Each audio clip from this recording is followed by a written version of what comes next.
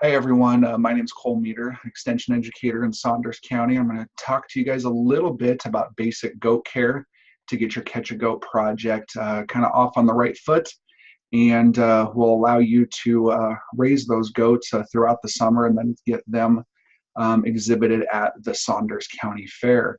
We'll go through some very, very basic information that will hopefully get you guys started on the right track. If you guys have any questions, feel free to contact me, and I'm more than happy to help you or guide you in the right direction to get you any type of information that you will need. So the first thing we'll talk about is transportation. The nice thing about goats is they're super easy to transport. You can transport them in the back of your van, back of an SUV, if that's all you have. If you have a pickup and some type of maybe homemade box that you want to use to transport them, that works as well. There's even more fancy versions of boxes that you can put in the back of a pickup or even a trailer. Whatever you guys have at your disposal to use will work just fine. The only thing I'll caution you with, goats do not do well in cold or wet type of environments, being transported out in the open wind. So maybe you'll have to put a tarp around the box if it's in the back of your pickup, just to keep that wind and rain and moisture off of that animal. Another thing to keep into consideration is if the sun is shining, if it's a hot day, make sure there's some shade for that animal. The biggest thing with transportation is just use common sense. If we're hot, they're probably going to be hot.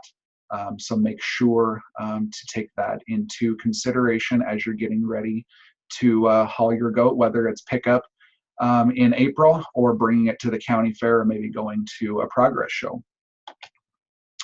Next thing we'll talk about is housing.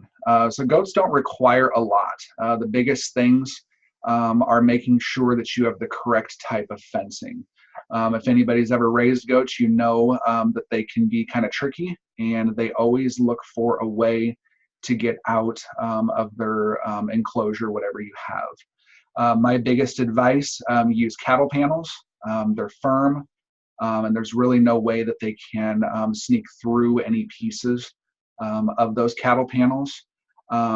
Biggest thing, if the goat has horns, make sure that it cannot get its head through those panels and then get its horns stuck. As you're looking for ways to put up fencing for your goat, take that into consideration. Goats are known for trying to climb on things, so if there's a part of your fencing like this picture shows here where they can climb, they will try to climb. The biggest thing or biggest piece of advice that I have, as soon as you get your goat, make sure that you have the correct type of fencing put up. Goats are notorious for, once they find a way out, they will always find another spot.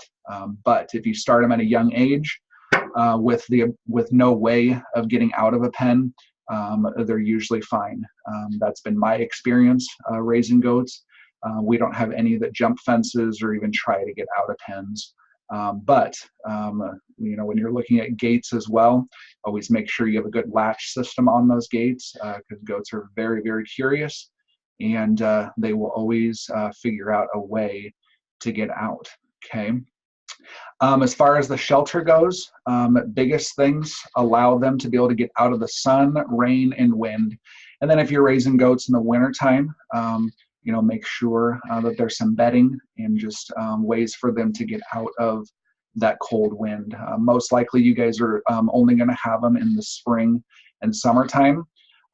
So whatever type of shelter you can come up with, maybe it's just a three-sided plywood area with a roof on it, that works just fine.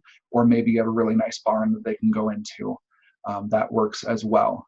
Just remember, they need to be able to get out of the sun when it's a super hot day, out of the rain and out of the wind. Goats do not like rain. They will do anything in their power to get out of that rain and get under a shelter. So that's the housing. As far as health goes, the two biggest things in my experience that affect goats is worms and coccidiosis. So the goats that you guys will be getting, they will be younger goats, so they're more susceptible to worms and coccidiosis. So consult with your veterinarian on the correct things to treat those animals with. I'm not a veterinarian and I don't claim to be a veterinarian. What you see on the screen here are things that work for us in our operation. As far as worms go, always take a fecal sample to your veterinarian so that you can kind of diagnose what type of worms you're working with and what worm load that animal is carrying. Valbazen, Ivomec, and Cydectin are three of our favorite wormers that we use. But again, consult with your veterinarian as far as what they recommend and the mode of treatment that they recommend as well. Coccidiosis is a big problem, especially in younger goats. For whatever reason, if you guys have ever been around goats before, they really enjoy eating things off the ground and licking panels, anything like that. So that's, in my opinion, that's why they're more susceptible to coccidiosis. Something that I recommend, especially during the time frame that you guys are going to have your goats, is feed some type of medicated feed with Rumensin or Decox in it. That'll give them kind of a low dose of that medication to kind of keep that coccidiosis bug away. And then if you do end up with a case of coccidiosis, treating them with any type of sulfa medication like sulfadimethox is a good thing. One thing to watch, if your goats start losing weight rapidly, maybe their hair coat starts getting pretty rough, that may be a case of coccidiosis. A lot of people think that if they have coccidiosis, they only get diarrhea. That's not the case. We've seen coccidiosis come in many, many different forms. And again, this may be a stool sample, taking it to your veterinarian and getting a proper diagnosis on which strain you might be working with. But, keeping that medicated feed in front of them and treating them, maybe once a month with sulfamethazine or dimethox in their water, that will kind of curb that issue from happening. But again, do consult with a veterinarian. One word of caution that I'll give, a lot of veterinarians will try to prescribe Corid to treat. I do not recommend that. It does not work in goats. It might work in cattle and it might work in sheep, but in goats it does not. Corid is actually a thiamine inhibitor, so it's kind of twofold then. You'll end up with some other issues that come along with that. So stay away from Corid and try to use some type of sulfa medications to treat that. And then we'll be working with the producer that's supplying the goats, but they should be up to date with their Clostridium perfringens type C and D. But just in case they're not, and we'll keep you posted on this, make sure they've had their initial and their booster shot. So that's the biggest thing. Those are the three biggest things that I'll talk about as far as health goes. Goats should gain pretty well.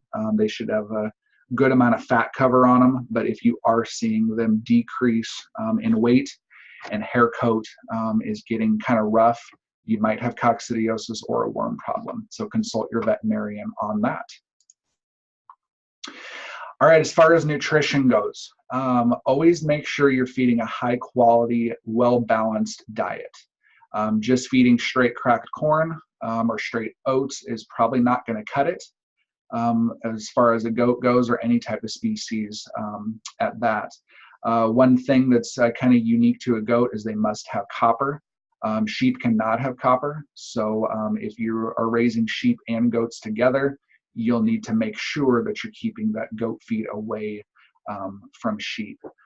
Try to feed a 16 to 20% protein complete feed. And like we said in the previous slide, that is medicated with Rumensin or Decox. You guys can see the two labels I have here on the screen here. That kind of shows you of what a well-balanced diet looks like. Make sure that that protein level is where it's supposed to be, the fat, calcium, and then make sure that there's copper in it as well.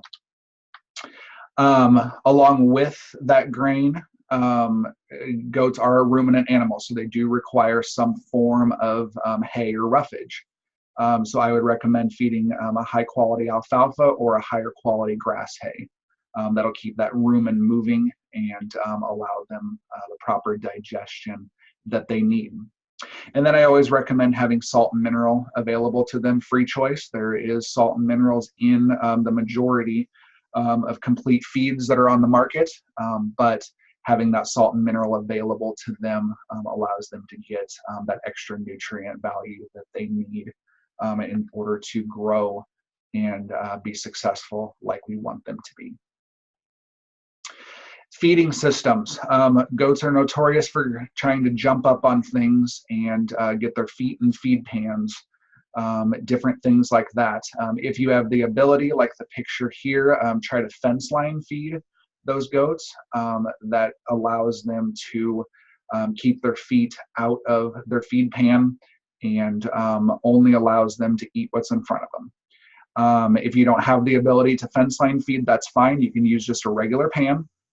Just make sure that you keep it up high so that they're not trying to jump in it.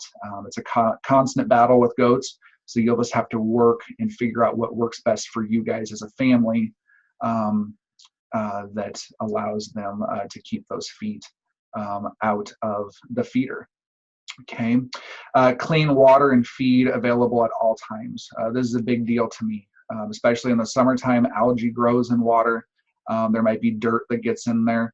I always like to clean our waters out once a day, and then they have fresh water available at all time. Giving them fresh water allows them to eat more, and then in turn allows them to grow at a faster rate. Okay, so always make sure you're checking that.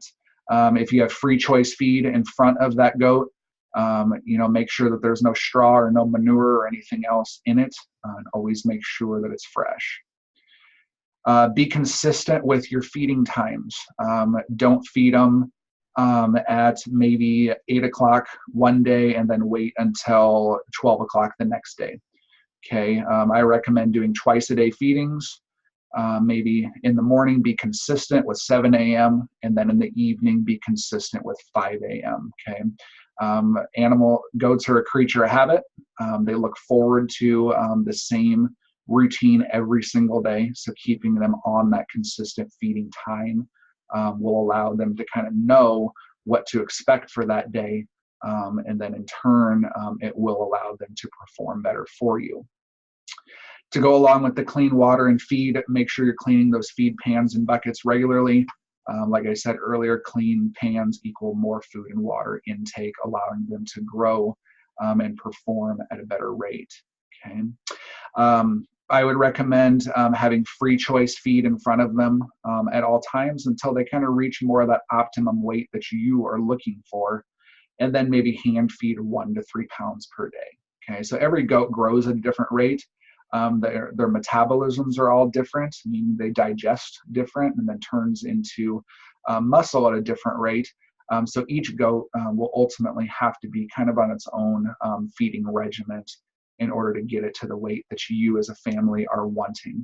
Okay, and then if you're making diet changes, make them gradually. Okay, don't change feeds all of a sudden. If you're feeding 3 pounds of a certain feed and then you switch all of a sudden to 3 pounds of another feed, that'll cause some gut upsets, and then you'll end up with a sick animal.